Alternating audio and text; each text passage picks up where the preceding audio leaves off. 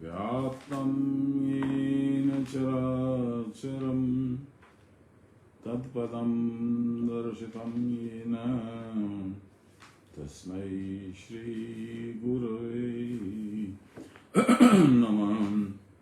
गुरुर्ब्रह्मा गुरुर्विष्णु गुरुर्देवो महेश्वर गुरुर्साक्षात् परब्रह्म तस्मै श्री गुरवे नमः।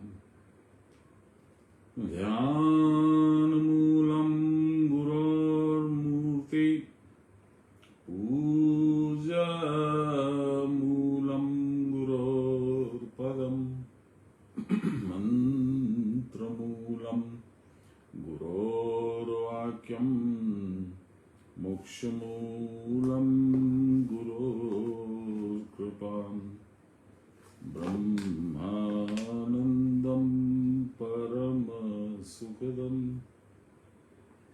केवलं ज्ञानमूर्तिं द्वन्द्वातीतं गगनसदृशं तत्त्वमस्यादिलक्ष्यम् एकं नित्यं विमलमचलं सर्वदा साक्षिभूतं भावातीतं त्रिगुणरहितं सद्गुरुं तं नमामि सद्गुरुं तं स्मरामि सद्गुरुं तं भजामि। नमो ब्रह्मण्यदेवाय गोब्राह्मणहिताय च जगद्विताय श्रीकृष्णाय गोविन्दाय नमो नमः। मूकं करोति वाचालं पङ्गुं लङ्घयति गिरिं यत्कृपातमहं वन्दे परमानन्दमाधवं। नमो श्री ब्रह्मविद्यां योगशास्त्रे नमः। श्री गुरुचरणकमलेभ्यो नमः। श्री कृष्णाय नमः। श्री दुर्गादेव्यै नमः। श्री कृष्णाय वासुदेवाय हरये परमात्मने नमः। प्रणतक्लेशनाशाय गोविन्दाय नमो नमः। दुर्गे स्मृता हरसि भीतिमशेषजन्तो स्वस्ति स्मृता मतिमतीव शुभां ददासि। दारिद्र्यदुःखभयहारिणिका त्वदन्यां सर्वोपकारकरणाय सदा दृच्यताम्। श्री दुर्गादेव्यै नमः। ओम श्री दुर्गादेव्यै नमः। ओम श्री दुर्गादेव्यै नमः।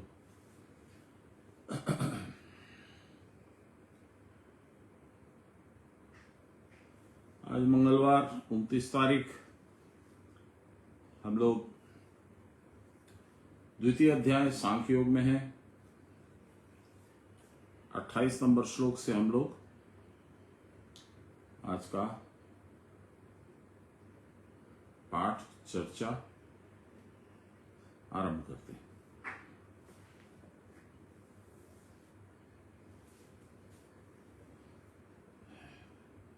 भगवान कह रहे हैं अर्जुन से, अर्जुन पहले समझो तुम कौन हो, मैं कौन हूं।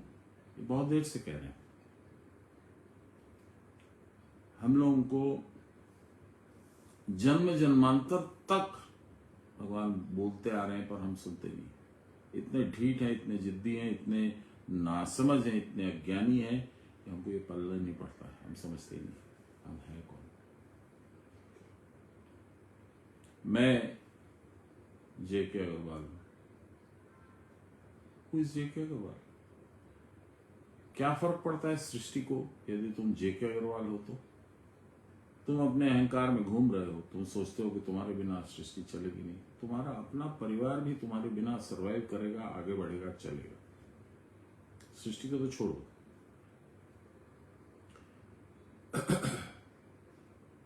यानी भगवान क्या कह रहे हैं, इनको तुम मारोगे तो ये फिर जन्मेंगे, दूसरा शरीर, दूसरा रूप, दूसरा अवस्था में ये फिर जन्मेंगे। तुम्हारे मारने से मरने वाले नहीं है। मोक्ष तो इनके लिए कहीं कल्पना से भी बाहर की चीज है, मोक्ष तो इनको मिलेगा नहीं, इनके कर्म ही वैसे नहीं है। अब तुम ये समझो कि मैं कौन हूं और तुम कौन हो। जब तुम मारोगे इनको, इनसे युद्ध करोगे, फिर मारोगे, तो वो कौन मारेगा? जो मारेगा उसका नाम है मेरी अपनी शक्ति, वो तुम नहीं हो। तुम मेरी शक्ति के एक निर्माण हो, one product created by my शक्ति। तुम्हारा अपना अस्तित्व तो कुछ नहीं है अर्जुन। लेकिन भाग्यवश, सौभाग्यवश इस जन्म में तुम मेरे मित्र भी हो, मेरी बुआ के लड़के भी हो, और मेरे भाई हो गए इस नाते से, और अब तुम मेरे साले भी बन गए क्योंकि सुभद्रा से तुम्हारी शादी हो गई। तो तीन तीन रिश्ते हैं तुम्हारे, फिर भी तुम इतने नासमझ हो। चलिए आज का श्लोक पढ़ते हैं। व्यक्तादीनि भूतानि व्यक्त मध्यानि भारत अव्यक्त निधनान्येव तत्र का परिदेवनाम। हे भारत, सारे भूत, भूत माने यहां प्राणियों से संबोधित है, सारे भूत आदि में अव्यक्त है। जब तुम पृथ्वी पर नहीं आए थे, मां के गर्भ से बाहर नहीं निकले थे, तब तक तुम अव्यक्त थे, कोई नहीं जानता था। आज भी तुम नहीं जानते हो पिछले जन्म में तुमने क्या कर्म, कुकर्म, सुकर्म किए, किस रूप में थे, कौन सी योनि में थे, शुकर योनि में थे, कुकर योनि में थे, मनुष्य योनि में थे, ब्राह्मण थे, क्षत्रिय थे, वैश्य थे, क्या थे, किसी को नहीं मालूम। तुमको तो खुद भी नहीं मालूम। इसलिए कहते हैं तुम अव्यक्त थे और मध्य में व्यक्त हुए। जिस दिन पैदा हो गए, जिस दिन मरोगे, इस दौरान, इस पीरियड में तुम व्यक्त हो। तुमने अपना उपाधि दे दिया है जितेंद्र कुमार अग्रवाल, तुमने दे दिया अर्जुन सिंह, और ना तो तुम सिंह हो, ना तुम अर्जुन हो। ये उपाधि तुमको तुम्हारे माता पिता ने अपने शौक से, इच्छा से, प्रेम से तुमको दी है। ये तुम हो नहीं, फिर तुम हो कौन? आगे बढ़ते हैं। मृत्यु के बाद फिर अव्यक्त हो जाओगे, किसी को नहीं मालूम कहां जाओगे, कौन सी योनि में जाओगे। तो इसमें फिर शोक की बात क्या है? जहां से आए थे वहीं जा रहे हो। ब्रह्म समुद्र की लहर उठी और ब्रह्म समुद्र में समा गई। शोक और मोह किस बात का?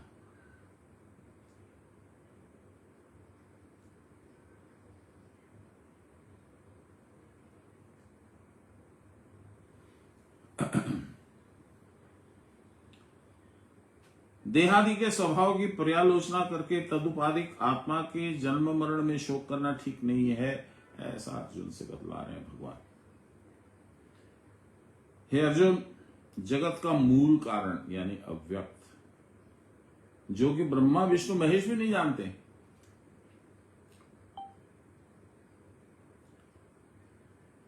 है ना, जिसका आदि अर्थात उत्पत्ति का पूर्व रूप है। प्राणीगण उत्पत्ति के पूर्व अव्यक्त अर्थात सबके कारण रूप में अव्यक्त रहते हैं। सृष्टि के पहले यही रहता है।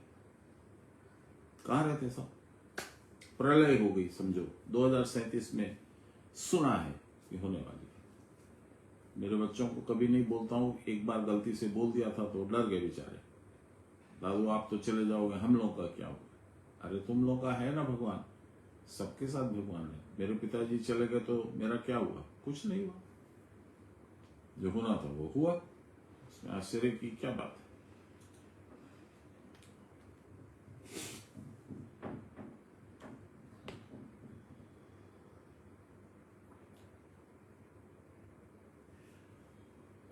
Excuse me. व्यक्त मध्य यानी आप इंद्रियों के द्वारा गोचर हो जाते हैं मध्य में। अब अव्यक्त निराकार ब्रह्म का रूप होते हैं तो आप दिखते नहीं। Excuse me. जब सृष्टि होती है, सारे प्राणी अलग अलग योनियों में, अलग अलग रूप, अलग अलग स्थान में प्रकट होते हैं। कहां से आते हैं?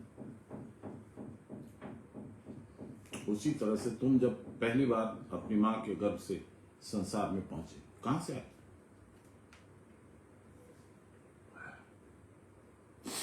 बाप रे, excuse me।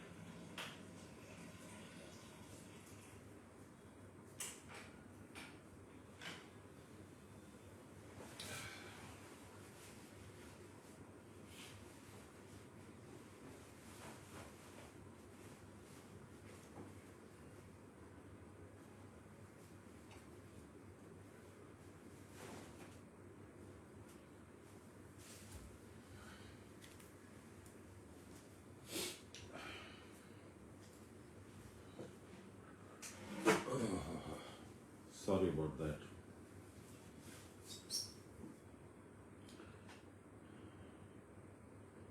प्राणीगण उत्पत्ति के पूर्व अव्यक्त अर्थात सबके कारण रूप में अव्यक्त में रहते हैं। अव्यक्त उसको हम नहीं जानते, न जानते हैं न पहचानते हैं। वहीं हम रहते हैं लेकिन नहीं जानते। वहीं से आते हैं और जाना भी वहीं है। जब प्रलय होगी कहां जाओगे? जिन स्थानों को तुम स्थान मानते हो वो भी नष्ट हो जाएंगे। पेड़ पौधे, धरती, ये ग्रह, वो ग्रह सारे खत्म। जाओगे कहां? इनका जो निर्माण करता है उसके अंग में समा जाओगे। अर्थात वे स्थिति लक्षण रूपी जन्म मरण की मध्य अवस्था में व्यक्त है, अर्थात प्रकाशित होते दिखते। प्रकाशित होना मतलब दिखना, सुनना, सूंघना, टच करना, यही प्रकाश। पुनः अव्यक्त निधनम, अव्यक्त में जिनका लय अर्थात जो अपने कारण रूप प्रकृति में पुनः लीन हो जाएंगे। इस प्रकार के जो भूतगण हैं, प्राणी हैं, उनके लिए फिर किस तरह की परिदेवना या शोक या विलाप क्यों करना?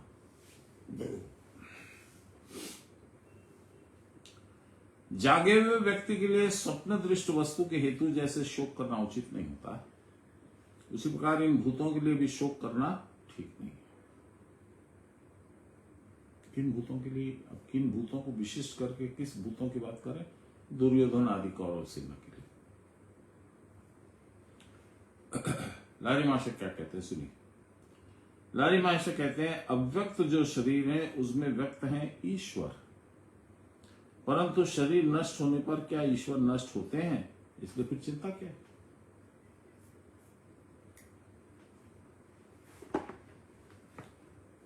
आत्मा के लिए दुख नहीं हो सकता है, शरीर के लिए तो दुख हो सकता है। इसीलिए कहते हैं कि शरीर जन्म के पूर्व अव्यक्त था, अर्थात इसका नाम रूप कुछ भी नहीं था। जेके अग्रवाल जब जन्म हुआ तब नाम मिला। लड़का है या लड़की ये पता चला जन्म के बाद, काला है या गोरा ये पता चला। ये सब जन्मने के बाद, यानी सृष्ट होने के बाद। उसके पहले कुछ नहीं पता था कहां से आए। कबीरदास जी का एक भजन है, उसकी पहली लाइन है, कहां से आए हो कहां जाओगे, खबर करो अपने तन की। खबर करो मतलब पता लगाओ अपने तन की, शरीर की। ये शरीर का, जगत का जो कुछ बोध हो रहा है वह अज्ञान जनित माया का फल है। तुम भी माया के ही फल हो। परंतु शुद्ध स्वरूप में माया नहीं है। धामना स्वेन सदा निरस्त कुहकम सत्यम परम धीमहि। इस परम सत्य वर्णीय भर्ग के प्रकाश में यह मिथ्या का शरीर चैतन्यवत प्रतीत होता है। वर्णीय, ग्रहण करने योग्य। एक बार इसका व्याख्या कर लेते हैं। ये गायत्री मंत्र में भी ये शब्द आते हैं। ओम भूर्भुवः स्वः तत्सवितुर्वरेण्यम। वरेण्यम, वर्णीय, एक ही बात है। सुनिए, वर्णीय भर्ग, यहां पे केंद्र, सूर्य, कुटस्थ, इसका प्रकाश, सूर्य का प्रकाश, ज्योति, कुटस्थ का प्रकाश, ज्योति। यह मिथ्या का शरीर चैतन्यवत प्रतीत होता है। ये झूठा शरीर लगता है, करे ये तो बहुत पावरफुल आदमी है, बहुत ताकत है, बहुत बुद्धि है, बहुत कौशल है। यह प्रकाश ही सत्य है। जिस प्रकाश में तुमने ऐसा रूप देखा अपना या औरों का, वो प्रकाश तो सत्य है। और आदि अंत में जो अव्यक्त या अप्रकाश है वो कुछ भी नहीं। यह आदि अंत वाली मिथ्या वस्तु सत्यवत क्यों प्रतीत होती है? क्योंकि उसका प्रकाश हमारे देखने में आता है। इसका कारण यह है कि कुटस्थ ईश्वर इस अवस्था में व्यक्त होते हैं। कुटस्थ ईश्वर इसी अवस्था में प्रकट होते हैं, बाकी टाइम में छिपे रहते हैं। अतः इस शरीर को हम देख पाते हैं। यदि कुटस्थ ही न रहता तो इस शरीर का प्रकाश भी नहीं होता। स्वर्ण के न रहने पर क्या कोई स्वर्ण की माला का अनुभव कर सकता है? स्वर्ण की माला का नाम रूप जैसे कुछ नहीं है। केवल स्वर्ण ही सत्य है। जिस सोने से वो माला बनी है वही सत्य है। उसी प्रकार शरीर का प्रकाशक यानी शरीरस्थ कुटस्थ वही सत्य है। शरीर कुछ भी नहीं है। अतः इस शरीर के न रहने पर भी जब ईश्वर रहते हैं तो इस मिथ्या शरीर के लिए शोक करने से क्या लाभ है अर्जुन? जरा सोचो। फिर आगे एक श्लोक कहीं से उद्धृत किए, ये मुझे मालूम नहीं है, लिखा नहीं है बाबा ने। मायया कल्पितम विश्वम परमात्मनि केवले। माया के द्वारा कल्पित है यह विश्व। It is an imaginary apparition. ये मिथ्या भ्रम है। परमात्मनि केवले, इसके मध्य में सिर्फ परमात्मा है। रज्जो भुजंगवत भ्रांत्या, रज्जो माने रस्सी, भुजंगवत माने सर्प के तरह से भ्रांति होती है कि रस्सी पे पैर लग गया तो लगा, रे रात में सांप को छू लिया मैंने, अंधेरा है, दिख नहीं रहा। विचारे नास्ति किंचना, विचार और या प्रकाश, ज्ञान का प्रकाश ही विचार है। विचार से देखोगे कि नहीं ये तो कुछ नहीं है, तो रस्सी है। उसी तरह से तुम, मैं, ये वो संसार मिथ्या है, सत्य प्रतीत होता है। इसीलिए भीष्म की सौतेली मां का नाम सत्यवती, सत्य के जैसी। सत्य नहीं बोला गया है। और भगवान की पत्नी का क्या नाम है? सत्यभामा। वती नहीं है वहां। भामा माने अर्धांगिनी। सत्य ही भामा है भगवान की, वही एक विभूति है। माया के द्वारा ही शुद्ध परमात्मा में विश्व कल्पित होता है। वस्तुतः विश्व है ही नहीं। जिस प्रकार भ्रांतिवश रस्सी में सर्प की कल्पना होती है, भ्रांत दृष्टा यदि कुछ ध्यान पूर्वक देखे तो उसकी समझ में आ जाएगा कि सर्प तो नहीं है, वो तो रस्सी है। इसी प्रकार विचार दृष्टि के द्वारा देखने पर दृष्टा की समझ में आ जाएगा कि यह दृश्यमान जगत केवल दृष्टा की कल्पना में विद्यमान है, स्वरूपता इसका कोई अस्तित्व नहीं। जीव की निद्रतावस्था में नाम रूप सब अव्यक्त परमात्मा में लीन हो जाता है। जब आप सोए रहते हैं तब आप कहां होते हैं? क्या कर रहे होते हैं? और जब जीव वापस जागता है तो उस आत्मा से प्राण और प्राण से इंद्रिय आदि सारे जगत व्यक्त हो जाते हैं।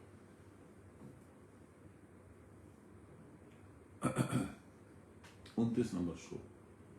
आश्चर्यवत् पश्यति कश्चिदेन माश्चर्यवद वदति तथैव चान्यः आश्चर्यवच्चैन मन्यः शृणोति श्रुत्वापयेन वेद न चैव कश्चित्। कोई आश्चर्य के समान देखता है संसार को, उसी प्रकार दूसरा कोई आश्चर्यचकित होकर बोलता है संसार के बारे में, और तीसरा आश्चर्यचकित होकर सुनता है संसार का वर्णन, और फिर चौथा सुनकर भी इसको नहीं जान पाता। क्या जानोगे?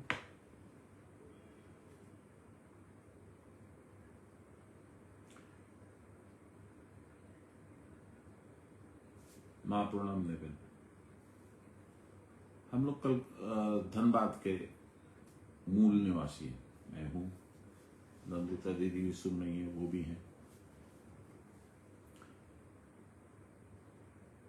धनबाद में कोई नया बाहर का आदमी आएगा, वो बता सकता है कि इसके गर्भ में आग जल रही है? तो उसके अंदर आग है। वो आग कहां से आई? उसके नीचे कोयला था, किसी जमाने में किसी की गलती से कहीं पे आग लग गई, वो आग भयावह रूप से पूरी फैल गई।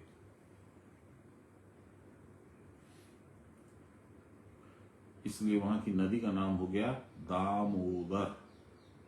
उदर माने पेट यानी गर्भ, दाम माने जलने वाला, प्रज्वलित, जिसके पेट में अग्नि है यही दामोदर। ये भगवान का भी एक नाम है।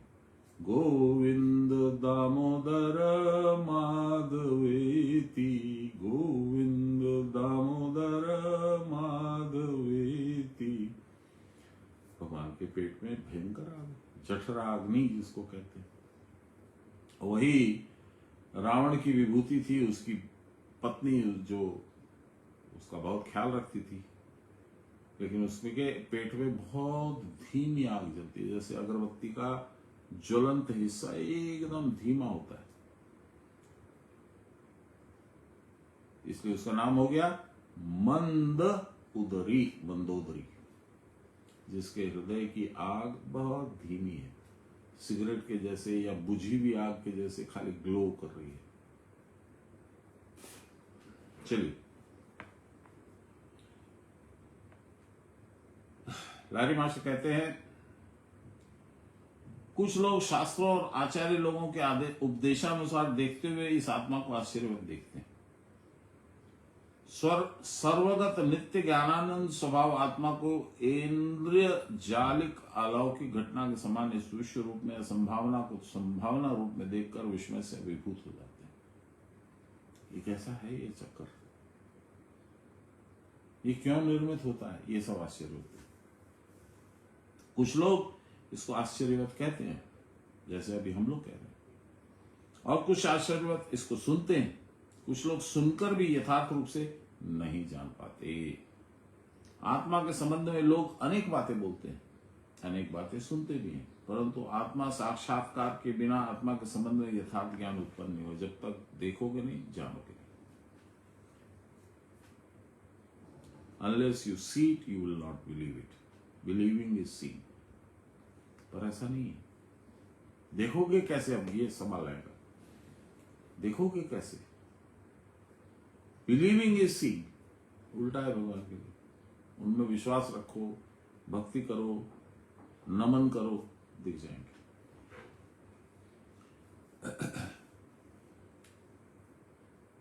सानल बाबा कहते हैं साधारणतः देह से पृथक आत्मा को कोई देख नहीं पाता है।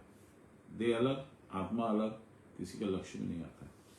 देखने की इच्छा करके उद्योग करने पर भी यह देह ही दिखलाई देती है। You can only see the body, you can't see the soul. चिंतन और विचार के द्वारा केवल चैतन्य मिश्रित सी जान पड़ती है ये शरीर या आत्मा। इस देह के साथ उसका संबंध ऐसा ही है जैसे मकड़ी या रेशम का कीड़ा अपने ही भीतर से जाल या तंतु बाहर निकालता है, और यद्यपि उनको किसी ने जाल या तंतु के बीच बांधा नहीं है, तथापि वह अपने को बंधन युक्त समझते हैं। कुछ दिनों के बाद उनके मन में क्या आता है कि सारे जाल को छिन्न भिन्न करके उससे बाहर निकलकर स्वाधीनता पूर्वक विचरण करते हैं मकड़ी। अतः मकड़ी और रेशम कीट का जाल भीतर बंधन केवल सामयिक मात्र है, फॉर द टाइम बीइंग, कुछ समय के लिए सामयिक। अतः इस जाल और बंधन को हम कुछ मिथ्या ही समझ सकते हैं। बाहर से पकड़ कर तो कोई उसको उनके अंदर भीतर नहीं किया है, किसी ने उठा के मकड़ी को तो जाल में नहीं डाला है। जाल तो उनकी अपनी देह से ही उत्पन्न हुआ है, ऐसे ही माया भी तुम्हारे अपने देह से ही उत्पन्न होती है। यही बोलना चाह रहे हैं। आगे हम एक छलांग मार के, छलांग नहीं मारना चाहिए, बाबा क्या बोलते हैं धीरे धीरे सुनते हैं। स्वयं ही वे एक दिन अपने बंधन में डालने के लिए कितनी जल्दबाजी करते हैं और फिर किसी समय जल्दी जल्दी बंधन काटकर स्वयं बाहर निकल पड़ते हैं। माया को निष्क्रिय करके, माया के प्रभाव को निष्क्रिय करके हम लोग फ्री होते हैं। यहां पे बहुत बड़ी महिमा है गुरु की, बहुत आवश्यकता है गुरु की। क्यों? कि गुरु शब्द का ही मतलब यह है,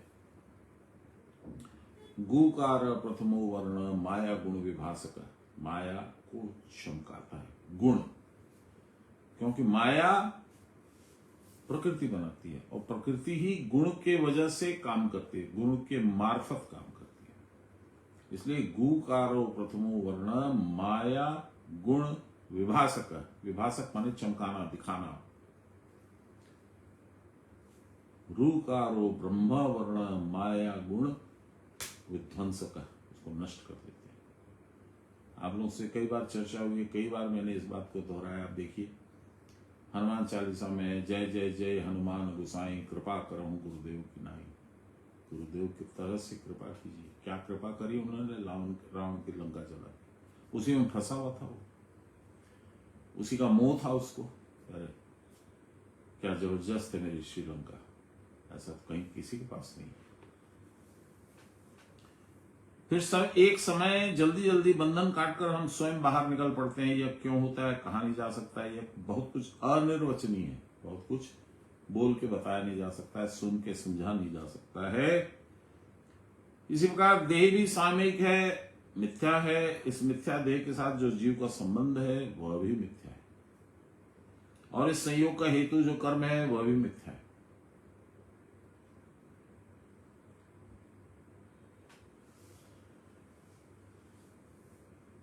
मैं अपने जीवन में, आज मैं 74 साल का हो गया, 4 बार भयानक रूप से असहाय महसूस करते हुए बहुत जोर से रोया, क्योंकि मैं अपने आप के जीवन का जिसको आधार मानता था वो चले गए। सबसे पहले मेरे पिताजी, मैं 17 साल का था, तो मुझे ऐसा लगा कि सृष्टि में अब रहने की फायदा, कोई लाभ नहीं है। तो मैं उनकी चिता में कूदने को तैयार हो गया। मैं प्रयास करके जा रहा था, किसी ने पकड़ लिया मुझे। पहला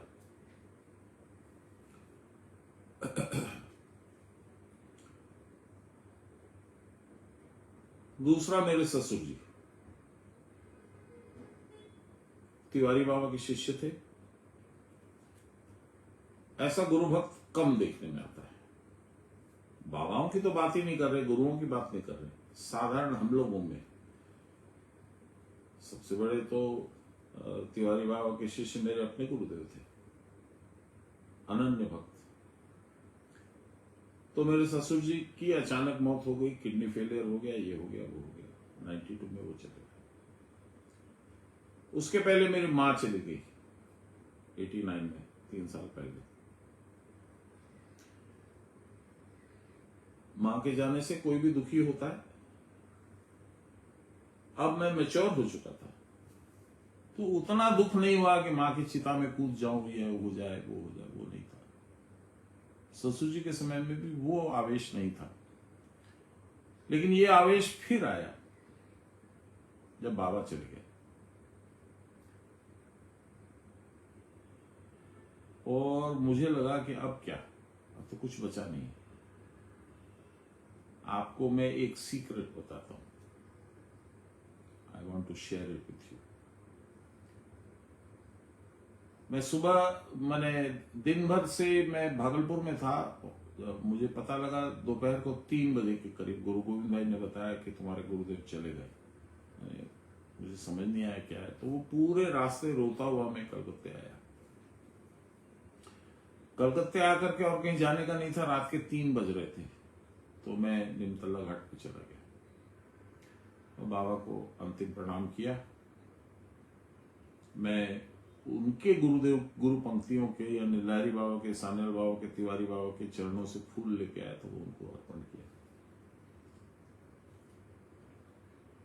फिर सारा कार्यक्रम जब हो गया तो मैं जाकर के जब लेटा तो बाबा ने दर्शन दिए। ये बोलने की बात नहीं है, शायद मुझे शेयर नहीं करना चाहिए, छोड़ दीजिए, इसको नहीं बोलेंगे, इतना बोल के खत्म किया। बस दर्शन दिए उन्होंने, उन्हें बता दिया कि तू ठीक से रह, मैं हूं। तो इस मिथ्या देह के साथ जो जीव का संबंध है वह भी मिथ्या है। इस संयोग का हेतु जो कर्म है वह भी मिथ्या है। इतना बड़ा असत्य व्यापार कैसे सत्य जैसा प्रतीत होता है? सब तो झूठ है। नित्य सर्वगत ज्ञानानंद स्वभाव आत्मा का ये जो सामयिक बंधन है, ऐसा लगता है आत्मा बंधी हुई है शरीर के अंदर, अब उसको छूट नहीं है। और ये वो जो रुक्मिणी का हरण नामक प्रसंग है भगवान कृष्ण की लीला में, वो यही है। रुक्मी माने बुद्धि, वो भाई था जो पिता को हटा के राजा बन गया। रुक्मिणी माने आत्मा, जरासंध माने शरीर, शिशुपाल माने मन। तो आत्मा को किसने बांध रखा है? शरीर जरासंध, बुद्धि रुक्मी, शिशुपाल यानी मन। इन तीनों ने मिलकर आत्मा को पकड़ के रखा है। वो छटपट कर रही है। आत्मा को कहां जाना है? अपने स्वामी के पास, भगवान के पास। जा नहीं पा रही, उनकी कैद में।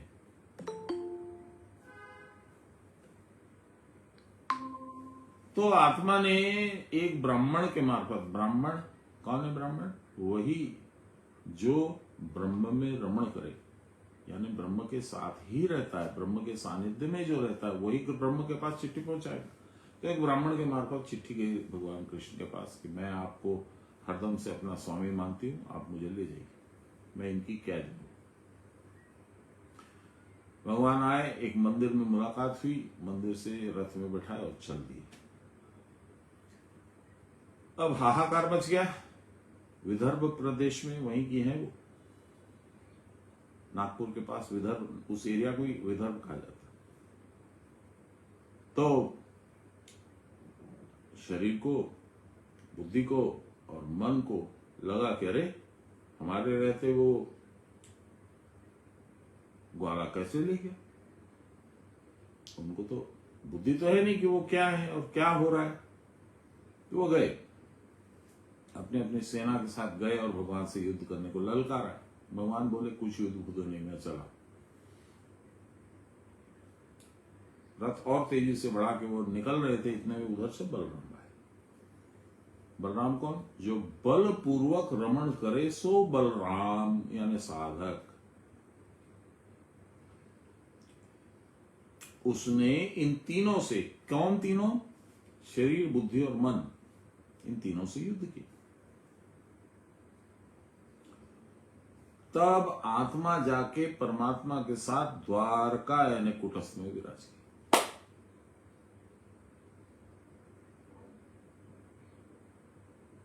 यही तो खेल है।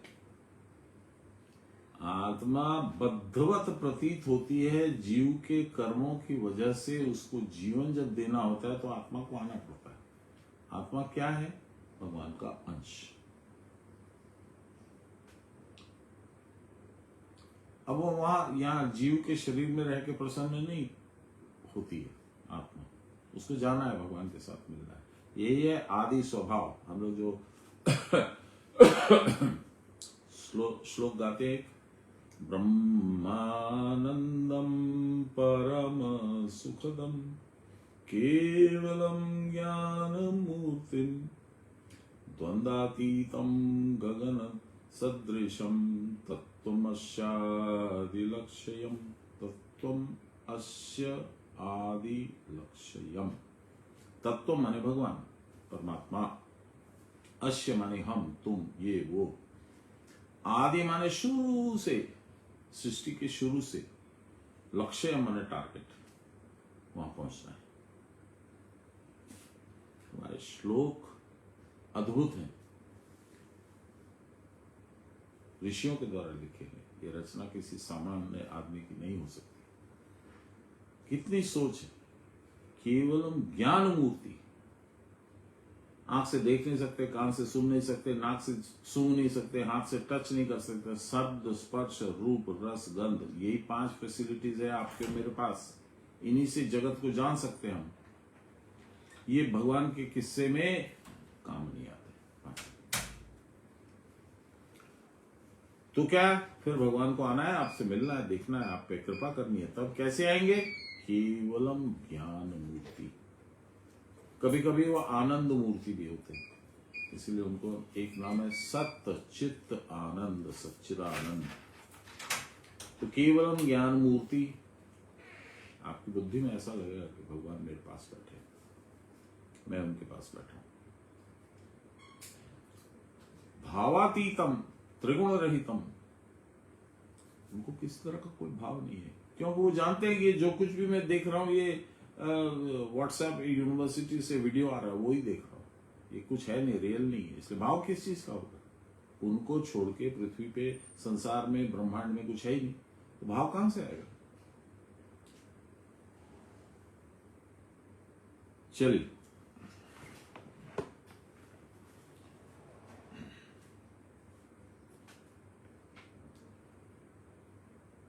इसलिए नित्य सर्वगत ज्ञान आनंद स्वभाव, देख लीजिए, ज्ञान मूर्ति आनंद मूर्ति दोनों एक साथ जोड़ दिया। ज्ञान आनंद स्वभाव आत्मा का यह जो सामयिक बंधन है, फॉर द टाइम बीइंग, जो शिशुपाल ने इसने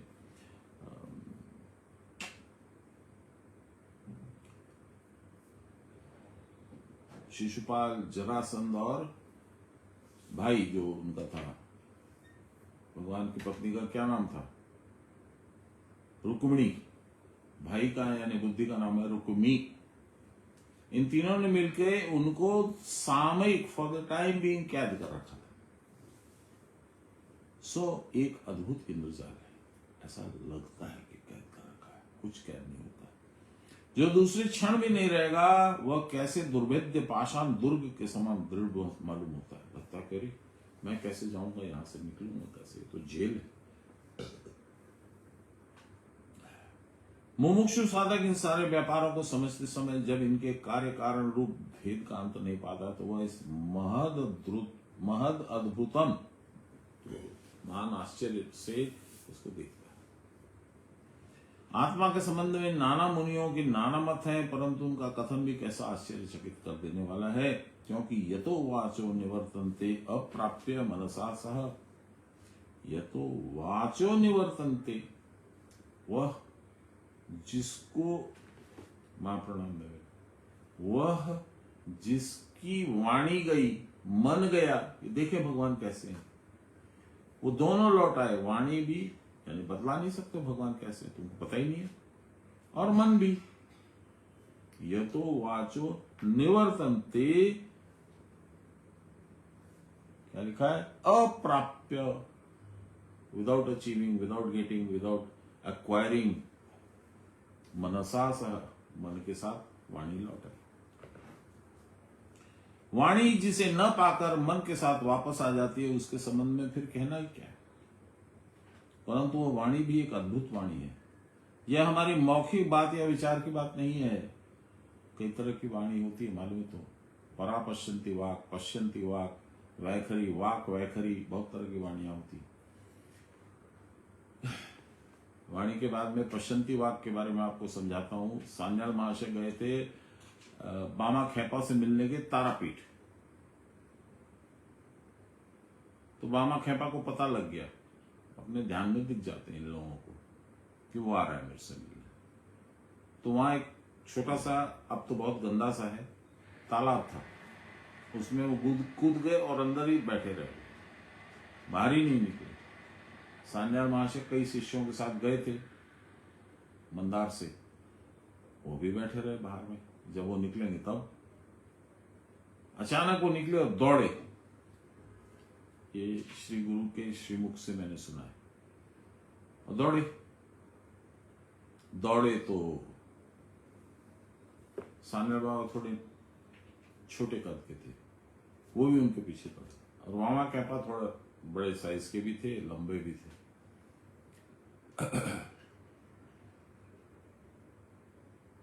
बहुत दूर दौड़ने के बाद में, और शिष्य लोग पीछे पीछे दौड़ रहे, वो पकड़ नहीं पा रहे। बहुत दूर दौड़ने के बाद वामा खेपा रुके और मुड़े। सान्याल बाबा को गिरा दिया उन्होंने रोड पे, और अपना पैर उनके माथे पे रख दिया। 2 मिनट वैसे ही रहे, फिर बोले जा। बाबा उठे और बोले चलो। तो लोग, शिष्य लोग आश्चर्यचकित हो गए कि महाराज गजब हाल है, आप जिसको मिलने के लिए, जिसके साथ में आप बहुत सारे प्रश्नोत्तर करने के लिए आए हैं, उनसे एक शब्द भी आपने बात नहीं की और बोल रहे चलो। बोले हो गया रे भाई, चलो ना, यही हो गया। योगी को शरीर के किसी भी अवयव की जरूरत नहीं होती है देखने के लिए, सुनने के लिए, महसूस करने के लिए। रस, शब्द, स्पर्श, रस, रूप, गंध, इन 5 के लिए उनको शरीर की आवश्यकता नहीं होती। इसीलिए जो हमारे कुटस्थ रूप भगवान है पुरी में, जगन्नाथ जी, उनके लिए भी कहा गया है पग बिन चलहि सुनहि बिमुकाना, कर बिना कर्म करहि विधि नाना। ये मेरे गुरु महाराज ने भी मुझे बताया था। एक बार राशिदा ने कुछ प्रश्न किया था कि बाबा को अब इतना लो शुगर हो गया, ये हो जाएगा, वो हो जाएगा। सुबह में उन्होंने बोला, आशीष की बोलছিল আমার স্ট্রোক হয়ে যাবে, আমার কিচ্ছু হবে না, যোগীর শরীর লাগে না, দেখতে চোখ লাগে না, চুলের অগ্রভাগে দেখে নেয়, পায়ের নখেও ঘ্রাণ পেয়ে যায়, शरीर लगे ना। यही बात यहाँ भगवान बता रहे हैं। परंतु ये वाणी अद्भुत वाणी है, ये हमारी मौखिक बात या विचार की बात नहीं है। वाणी उनका अंत पाएगी कैसे? तब एक प्रकार की और वाणी है जिसको कहते हैं पश्यंती वाक। ये समाधि समय की भाषा है। ये वाक वैखरी नहीं है। क्रिया करते करते जब गुरु कृपा से क्रिया की परावस्था प्राप्त हो जाती है, तब कभी कभी इस भाषा में बात कही और सुनी जाती है। इसकी अंतिम अवस्था यद्यपि निर्वाक है, no sound, no talk, no conversation, वहां बोलने के लिए कुछ रहता भी नहीं है और न सुनने के लिए कुछ रहता है। इसी की पूर्व अवस्था है पश्यंती वाक।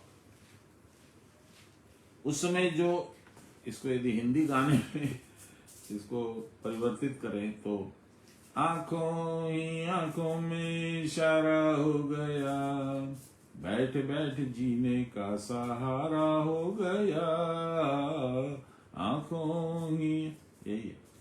एक दृष्टि देखेंगे आपको सब मैसेज मिल जाएगा।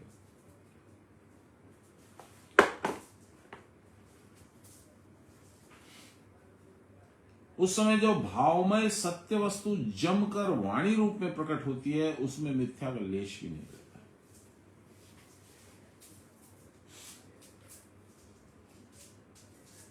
ये बाहरी ध्वनि नहीं है, नो साउंड आउटसाइड, किंतु यह अशब्द का शब्द है। परापश्यंती वाक है, परापश्यंती वाक। अभी मैंने बताया था पश्यंती वाक, परापश्यंती वाक।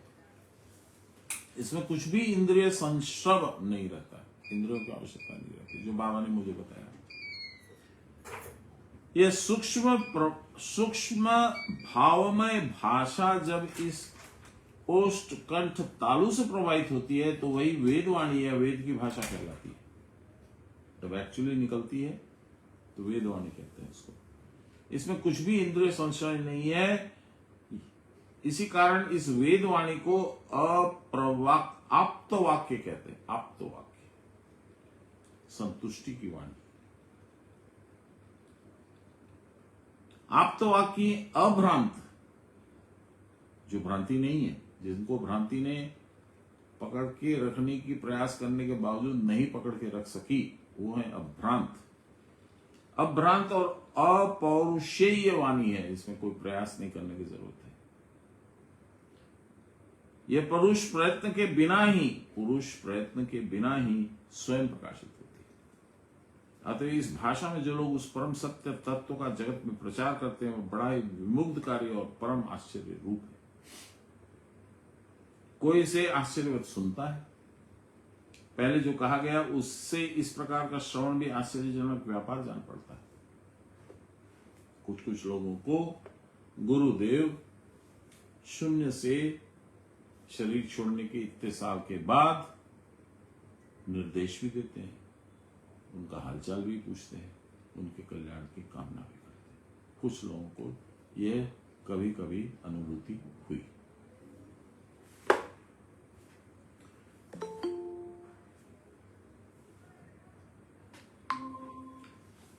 कोई इसे आश्चर्यवत सुनता है। पहले जो कहा गया उससे इस प्रकार का श्रवण भी आश्चर्यजनक व्यापार जान पड़ता है। कहीं कुछ नहीं है, अशरीरिणी वाणी है। अभी बोला मैंने, कहीं कुछ नहीं है। शरीर तो है ही नहीं, शरीर तो उन्होंने 2000 में छोड़ दिया। मान लो 2009, 10, 11, 12, आज वो आवाज सुनती है, किरे की कोचिश, फिर भी मानो कान में प्रवेश कर रही है, कहीं से आ रही है, सुन रहा हूं मैं। श्रीमद् भागवत में वर्णित है कि नारद जी इस वाणी को सुनकर विमुग्ध हो गए। एवं यतंतम विजने मामा हगोचरो गिराम गंभीरस लक्षणया वाचा शुच प्रशमयन्नीव। जो वाणी के परे है, उस भगवान के दर्शन की प्राप्ति के लिए चेष्टा करने वाले मुझको गंभीर और स्नेहपूर्ण वाक्य में मेरे मन की पीड़ा मानो दूर करने के लिए बातें बोले। हंतास्मिन् जन्मनि भवान मामा द्रष्टुमिहार्हति अविपक्व कषायानाम दुर्दर्शो हम कुयोनिगिनाम। हे नारद, जो कच्चे योगी है मेरे हम सबके जैसे, अतः उनके चित्त में काम क्रोध आदि कषाय रस, कड़वा रस अभी है। वे कुयोगी मेरा दर्शन पाने के अधिकारी नहीं है, उनको भगवान नहीं दिखे।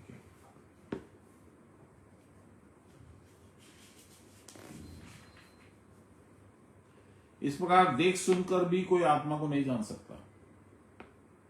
क्यों? क्योंकि इस प्रकार के दृष्टा या श्रोता यदि कुशली नहीं है, अर्थात साधना में वैसे पटु नहीं है, तो वे भी उनको नहीं जान पाएंगे। कुछ दिन साधना करने पर अनेक अद्भुत दर्शन, अद्भुत श्रवण हुए हैं। साधना के उच्च सोपान पर भी खूब आरोहण किया है, परंतु प्रारब्ध कर्म की दुर्बलता के कारण साधना में प्रयत्न कम होने लगा। आत्मा के सम्यक उपलब्धि में समर्थ न हुए। जैसा होने पर ठीक आत्मदर्शन होता, उस स्वरूप में स्थिति होती, वैसा नहीं होता।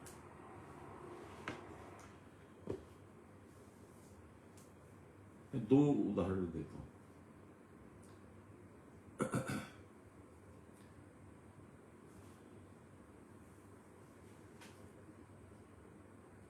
एक बाबा की ट्रिप गई थी, तिवारी बाबा की, द्वारका वगैरह, बद्रीनाथ, केदारनाथ, बहुत जगह गई थी। उसमें 3 बस में शायद लोग थे। करीब मुझे लगता है 100 से तो ऊपर थे ही थे, शायद 150 होंगे।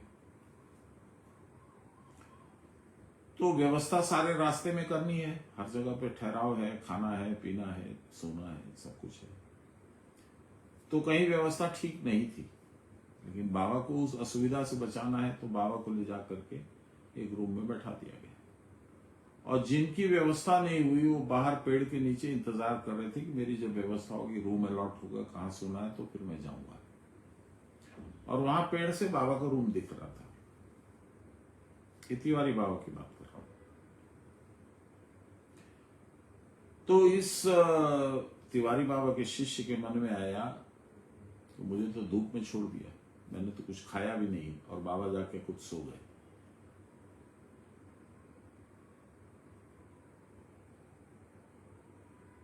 दो मिनट के अंदर में वहां भी बाबा दिख रहे और बगल में भी बाबा दिख रहे। तुमको बहुत कष्ट है, चिंता मत करो, व्यवस्था हो रही है, खाना भी बन रहा है। फिर कुछ नहीं, बाबा सोए हुए। अब इसको क्या बोलिएगा? पहला उदाहरण। दूसरा उदाहरण, ये मेरे गुरुदेव से संपर्क। मेरी छोटी साली डेकोरेशन का काम करती है। तो पहला काम बाबा के अनुशंसा पे यानी रिकमेंडेशन पे उसको किसी गुरु भाई ने दिया। तो कौन सी सोफा लगेगी, क्या लगेगा, डिटेल में डिस्कशन हो गया। सोफा जो है वो नहीं पहुंच पाई। अब बारात आने में आधा पौन घंटा है और वो सोफा नहीं आई। तो इसने बोला तो वो थोड़ा क्रुद्ध हो गए गुरु भाई, अरे आपसे तो ये बात हुई थी, आप तो कुछ कर नहीं पा रहे हैं, ये तो क्या बात हुई, तो ठीक नहीं हुआ, ये नहीं हुआ। मतलब माथा पकड़ के बैठी थी। एक बहुत स्नेह भरा हाथ ऐसे गया सिर पे, क्या हुआ, सोफा नहीं आई, चिंता मत करो, आ जाएगी, अभी 20 मिनट में पहुंच जाएगी। देखिए बाबा बैठे, बोले आप तो मानिक, बस तब तक आए। 20 मिनट ठीक घड़ी देख के सोफा आ गई, लग गई, क्या बात, शाबाश, बढ़िया सुनना। क्या बोलिएगा?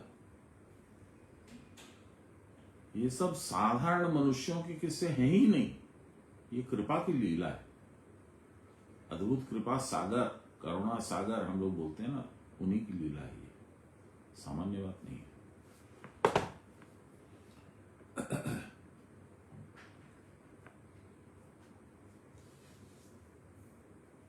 निश्चय ही आत्मा इतना दुर्विज्ञ है, न जानने लायक, डिफिकल्ट टू अंडरस्टैंड, कि बारंबार उसकी बात सुनने पर भी मन को उसकी कोई छाप नहीं पड़ती। अंतःकरण की अशुद्धि के कारण ही ऐसा होता है। मन में तो कचरा भरा पड़ा है, कचरा निकलेगा तब ना दिखेगा ये सब। इसके लिए अंतःकरण की शुद्धि आवश्यक है। देखिए कचरा, अंतःकरण में जब नाना प्रकार की वासनाएं हैं तब वह अशुद्ध हो जाता है। उसको शुद्ध करने का यही तरीका है कि मन को वासना या विकल्प से शून्य कर दिया जाए। यह विकल्प शून्य अवस्था क्रिया की परावस्था है।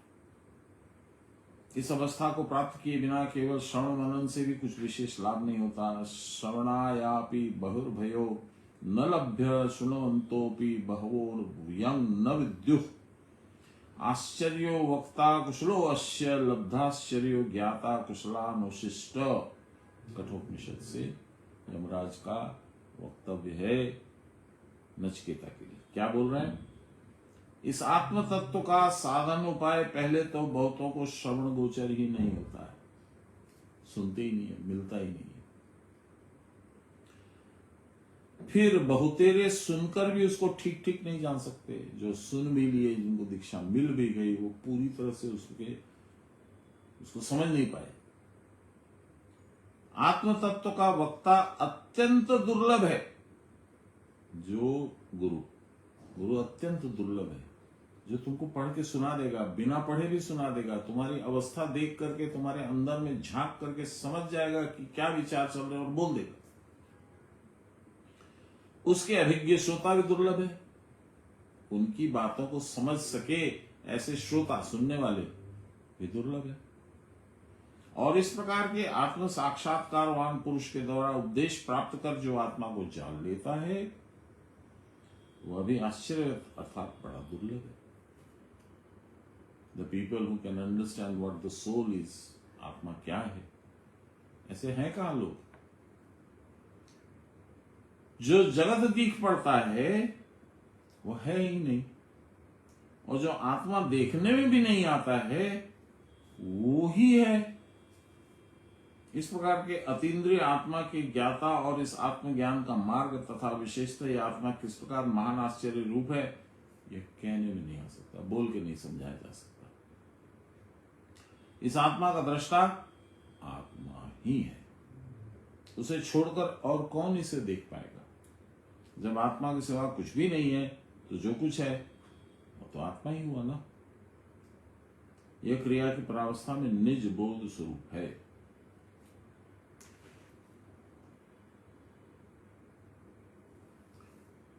हम लोगों ने, ये बहुत लंबा है, 30 नंबर ना, बहुत लंबा तो नहीं है पर होगा नहीं, हम लोग यहीं रोक देते हैं हिंदी का और इंग्लिश कंटिन्यू करेंगे। एक बार मैं साइन आउट करेंगे इससे फेसबुक पे, और उसको बाद में फिर लॉग इन करूंगा, तो आप लोग फिर से ज्वाइन कर लीजिएगा। जो गूगल मीट पे हैं उनको कोई असुविधा नहीं होगी। श्री कृष्ण गोविंद हरे मुरारे, हे राम नारायण वासुदेव, श्री गुरु चैतन्य हे आत्मदेव, हे मात दुर्गे हर विश्वनाथ, सर्वे भवन्तु सुखिनः, सर्वे सन्तु निरामया, सर्वे भद्राणि पश्यन्तु, मा कश्चित् दुःखभाग् भवेत्। असतो मा सद्गमय, तमसो मा ज्योतिर्गमय, मृत्योर्मामृतं गमय, आविराविमहि भोगे। प्रेम से गुरु महाराज की जय, परम गुरुदेव की जय, परात्पर गुरुदेव की जय, परमेष्ठ गुरुदेव की जय, गुरु माता की जय। हर हर महादेव। মা প্রণাম নেবেন। আমি এখন সুইচ অফ করছি মা, আবার ইমিডিয়েটলি স্টার্ট করবো, আপনার যদি ইচ্ছে হয় আবার জয়েন করে নেবেন। জয় গুরু। जय गुरु।